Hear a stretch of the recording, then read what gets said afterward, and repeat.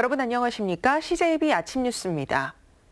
도의회가 단단히 벼르고 있던 충북교육청에 대한 행정사무감사가 시작됐는데요. 불과 10분 만에 감사가 중단되는 파행에 부실 자료와 졸속 행정에 대한 의원들의 질타가 쏟아졌습니다. 의회도 모르게 설계가 바뀐 제천 학생수련원에 대한 지적에 대해서는 부교육감이 고개를 숙였습니다. 조용건 기자입니다. 의원들은 도교육청이 감사 때마다 지적을 받고도 당시 상황만을 모면하려고 계속해서 부실한 자료를 제출하고 있다고 질타했습니다. 항상 다람쥐 쳇바퀴 돌듯이 이렇게 가는 겁니다. 충북 교육은 들으려고 하지 않아요.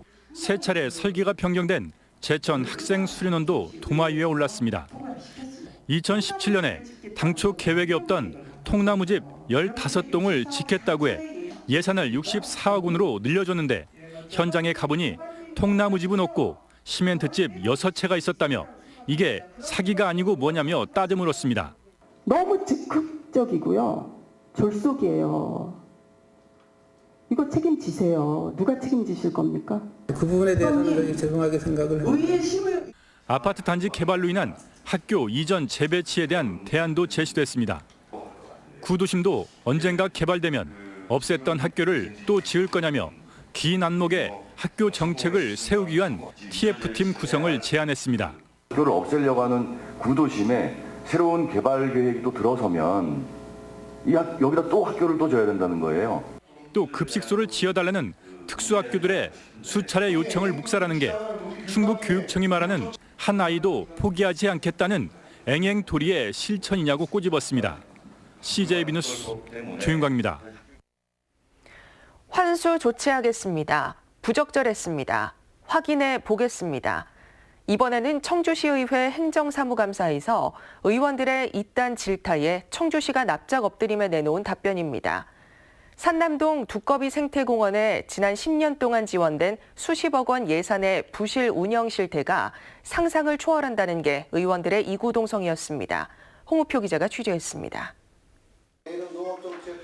청주시의회 농업정책위원회는 지난달 사단법인 두꺼비 친구들이 오랜 기간 관리 운영을 맡아온 산남동 일대 생태공원에 대한 민간위탁 동의안을 부결시켰습니다. 한 해 2억 7천만 원의 보조금 가운데 70% 이상이 인건비로 쓰이는 등 당초 민간위탁의 목적에서 벗어났다는 이유에서입니다. 행정사무감사에서도 의원들은 방만 운영의 사례를 조목조목 지적했습니다. 총 시니어 클럽에 식사를 대접한 것이 한 750여 원이 됩니다. 그런데 이것이 다 공원 관리비 속에서 나왔어요. 그 문제가 발생되면 감사관 제 의뢰해서 환수 조치하도록 하겠습니다. 청주시를 거쳐야 하는 절차를 지키지 않고 자신들이 마음대로 비품을 샀고 그나마 카드도 아닌 계좌이체로 처리한 것은 의심스럽다는 지적이 이어졌습니다.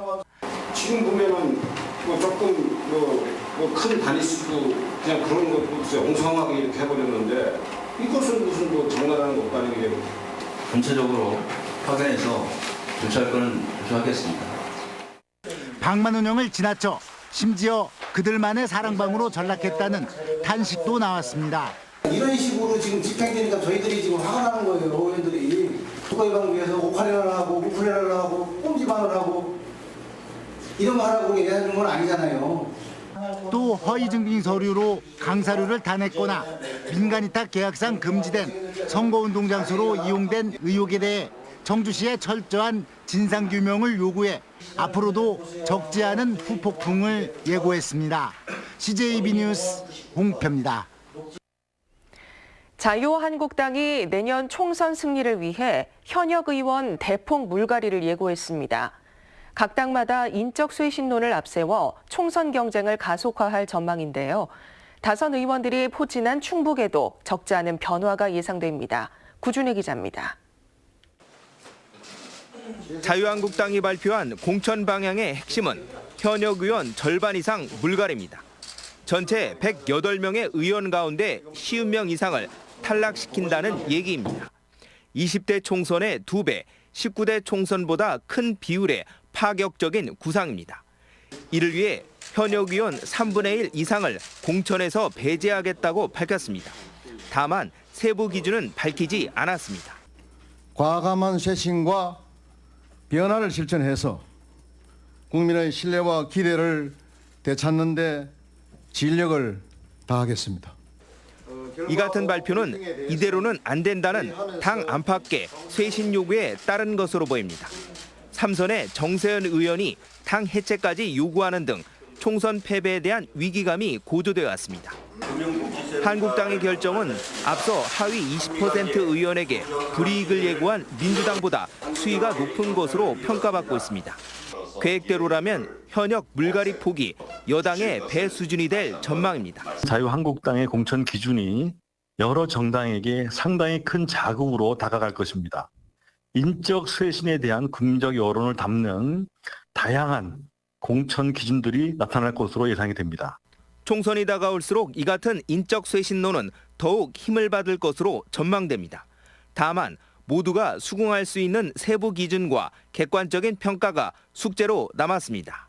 CJB 뉴스 구준혜입니다. 청주 무심천변을 따라 지나가다 보면 하상도로 통행 여부를 알려주는 전광판을 한 번쯤 보셨을 겁니다. 시민 편의를 위해 설치한 건데 정작 비만 오면 제대로 작동하지 않아 무용지물로 전락하고 있습니다. 박원 기자가 취재했습니다. 청주 무심천 하상도로 입구에 설치된 안내 전광판입니다. 지난 2016년 청주시가 4억여 원의 예산을 들여 하상도로 통행 여부를 알려주기 위해 설치했습니다. 청주 용암동부터 사천동까지 무심동로를 따라 마련된 전광판만 9개입니다.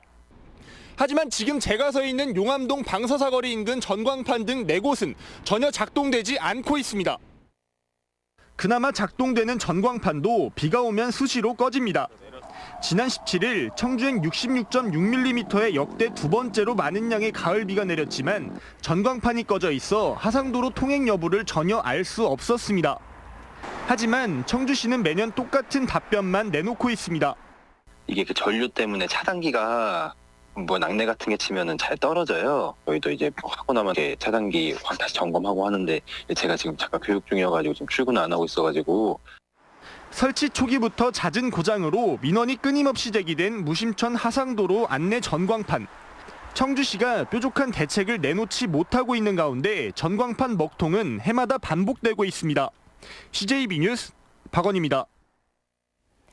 애만 쓰지 싶던 제천의 자동차 부품 산업 클러스터가 잘만 하면 흙 속의 진주가 될 수도 있어 보입니다. 서울에서 열린 투자유치 설명회에서 업계 중견기업이 1,500억 원 규모의 분양 계약을 체결했습니다. 장원석 기자입니다. 2019 제천시 투자유치 설명회는 2천억 원 규모의 유치 성과를 올렸습니다. 이 중 매출 1조 원이 넘는 중견 자동차 부품업체가 1,500억 원 규모의 분양 계약을 체결했습니다. 우리 지역의 집중 유치 산업인 자동차 부품 산업이 추가적으로 더욱 성장할 수 있는 그런 기반의 출발점이 되었다고 생각이 됩니다. 이번 분양 계약으로 7만 제곱미터 넓이의 자동차 부품 공장이 제천 3산업단지에 들어서게 됩니다. 이외에도 500억 원이 넘는 투자 협약 등 분양 러시가 잇따르고 있습니다. 현재 제천 지역의 자동차 관련 업체는 18곳입니다. 연매출 1조 원이 넘는 중견업체부터 100억 원을 간 넘긴 신생업체까지 탄탄한 지역 기반을 토대로 시장을 선점하고 있습니다. 제천시는 8년 동안 이 자동차 수송기의 부분 산업을 육성해 왔고 앞으로 중부 내륙권의 이 자동차 거점 도시로 성장해 나갈 것입니다. 지난 18일에는 충주 제천 원주를 잇는 자동차 광역 클러스터 기업협의회가 발족하는 등 자동차 부품 사업이 중부권 신성장 동력으로 떠오르고 있습니다. CJB 뉴스 장원석입니다. 나눔으로 행복한 충북을 주제로 한 희망 2020 나눔 캠페인이 사랑의 온도탑 제막과 함께 73일간의 대장정에 돌입했습니다. 지난해는 119도씨로 전국에서 가장 뜨거운 수온주를 기록한 만큼 이번에도 사랑의 온도탑 100도씨 이상 오르길 기원해봅니다. 진기훈 기자가 취재했습니다. 164만 도민의 따뜻한 온기를 보여줄 사랑의 온도탑이 청주 상당공원의 모습을 드러냈습니다. 올해 충북 지역 목표 모금액은 75억 8,400만 원입니다. 목표액의 1%인 7,584만 원이 모금될 때마다 수은주가 1도씩 올라갑니다. 첫날부터 충북 소주에서 11년째 연탄 10,000장을 기부했고 대한한돈협회 충북도협의회에서 3,800kg의 돼지고기를 기탁하는 등 나눔의 손길이 이어졌습니다. 그 상반기 하반기에서 한 9천만 원 정도를 기탁을 합니다. 소외계층에. 이번에 사랑의 온도탑 제막식이 있다고 그래가지고 도에다가 일괄적으로다가 모금을 하게 된 겁니다. 충북 사회복지 공동모금회는 다음 달 4일 영동을 시작으로 12일 단양까지 도내 11개 시와 군을 돌며 순회 모금을 펼쳐나갈 계획입니다. 이 밖에도 사랑의 열매 모금함과 은행 계좌를 통해 도민들의 적극적인 참여를 당부했습니다. 경제는 어렵다 하지만은 어려울 때일수록 우리가 희망을 가지고 또 똘똘 뭉쳐서 협심하면은 반드시 이 좋은 결과가 나오리라 생각되니까 앞으로 73일간 모아지는 성금은 도내 각계각층의 사랑으로 바뀌어 전달될 예정입니다. CJB 뉴스 진기훈입니다. 농민수당 도입을 촉구해온 충북 농민단체들이 충청북도가 내년부터 도입하려는 충북형 농가 기본소득 보장제에 반대하며 도입회에 관련 예산 전액 삭감을 요구했습니다. 충북 농민수당 추진위원회는 영세농가에 지원하는 기본소득 보장제는 농민수당과 차원이 다른 개념이라며 전남 강진, 해남 등 적지 않은 지자체가 시행 중인 농민수당을 충북도 도입해야 한다고 주장했습니다. 충북교육청이 청주 지역 초등학교 학부모와 교직원 17,700여 명을 대상으로 실시한 적정 규모 학교 육성 정책에 대한 인식조사 결과 81%가 필요성에 공감했습니다. 자녀가 다니는 학교의 이전 재배치에 대해서는 학부모의 34%가 찬성했고 교육청의 지원 내용에 따라 결정하겠다 40%, 20%는 이전에 반대했습니다. 이전 재배치 찬성 이유로는 교육 환경 개선에 대한 기대가 가장 많았고 반대 이유는 통학 불편과 새로운 환경 적응의 어려움을 꼽았습니다. 19회 충청북도 도민대상 수상자가 선정됐습니다. 지역사회 부문에는 사단법인 보람동산 이사장인 박종규 씨, 문화체육 부문에는 충북문화원 연합회장인 유귀현 씨와 충북장애인체육회 사무처장을 지낸 이중근 씨가 공동 수상자로 결정됐습니다. 산업경제 부문에는 청주시 로컬푸드협회 회장인 이유신 씨, 선행봉사 부문에는 음성군 새마을 지도자협의 회장으로 있는 김기명 씨가 선정됐습니다. 충청북도 도민대상 시상식은 다음 달 24일 도청 대회의실에서 개최됩니다. 경력단절 여성 등 여성 취업을 지원하는 충북 여성 새로 일하기 지원본부가 청주시 오창읍 양청리로 이전해 새로 문을 열었습니다. 새 사무실은 기존보다 2배 큰 면적에 개인 상담실, 교육실, 수유실 등을 갖췄고 오창 중심 상권에 있어 이용자들의 접근성을 높였습니다. 2008년 설립된 충북 새1본부는 지금까지 3만 4천여 명 취업 실적을 달성했고 2017년부터 여성 창업과 경력 단절 예방 사업을 추가해 추진하고 있습니다. 다음은 오늘 도내에서 열리는 행사를 안내해드립니다.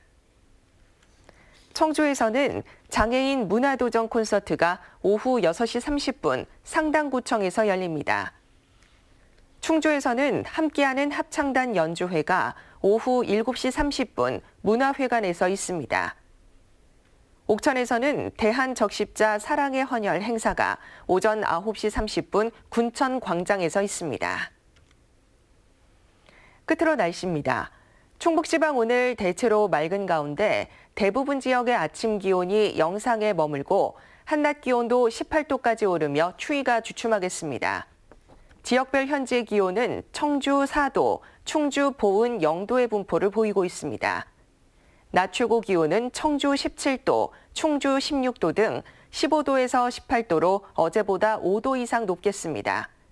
내일은 막다가 구름 많아지겠고 일요일은 밤한때 비가 내리겠습니다. 이상으로 CJB 아침 뉴스를 마치겠습니다. 고맙습니다.